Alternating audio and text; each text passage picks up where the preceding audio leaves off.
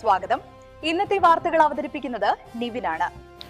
കിഴക്കൻ പസഫിക്കിൽ മയക്കുമരുന്ന് ബോട്ടിൽ നടത്തിയ ആക്രമണത്തിൽ 4 പേർ മരിച്ചതായി US സൈന്യം അറിയിച്ചു.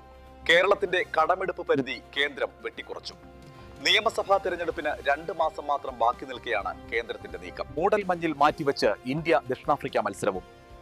കാഴ്ചമങ്ങുന്ന കടുത്ത മൂടൽമഞ്ഞിൽ ടോസ് ഇടാൻ പോലുമായില്ല. ഇസ്രായേൽ ലെബനനിൽ ശക്തമായ വ്യോമാക്രമണം നടത്തുന്നു. ഹിസ്ബുള്ളയെ നിരായുധീകരിക്കാനുള്ള സമയപരിധി അടുക്കുന്നു. വർഷങ്ങളുടെ മലിനീകരണ നിയന്ത്രണ ശ്രമങ്ങൾക്ക് ശേഷം ബീജിംഗിൽ വീണ്ടും കനത്ത പുകമഞ്ഞ്. ഗൂഗിൾ ജെമിനി 3 ഫ്ലാഷ് പുറത്തിറക്കി. ഇത് PhD തലത്തിലുള്ള ബെഞ്ച് മാർക്കുകളിൽ മികച്ച പ്രകടനം കാഴ്ചവെക്കുന്നു. കേരള SIR നടപടികളുടെ അവസാന ദിവസം ഇന്ന്. നടപടികൾക്കായി ഇനിയും വൈകിക്കില്ലെന്ന് തിരഞ്ഞെടുപ്പ് commission. Super league Kerala final നാളെ.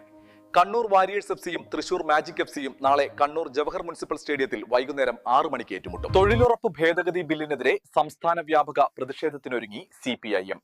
ലോക് ഭവനിലേക്ക് പ്രതിഷേധ മാർച്ച് സംഘടിപ്പിക്കും. ഇന്നത്തെ വാർത്തകൾ ഇവിടെ അവസാനിക്കുന്നു. കൂടുതൽ വാർത്തകൾക്കായി വിപ്ര ന്യൂസ് സബ്സ്ക്രൈബ് ചെയ്യുക.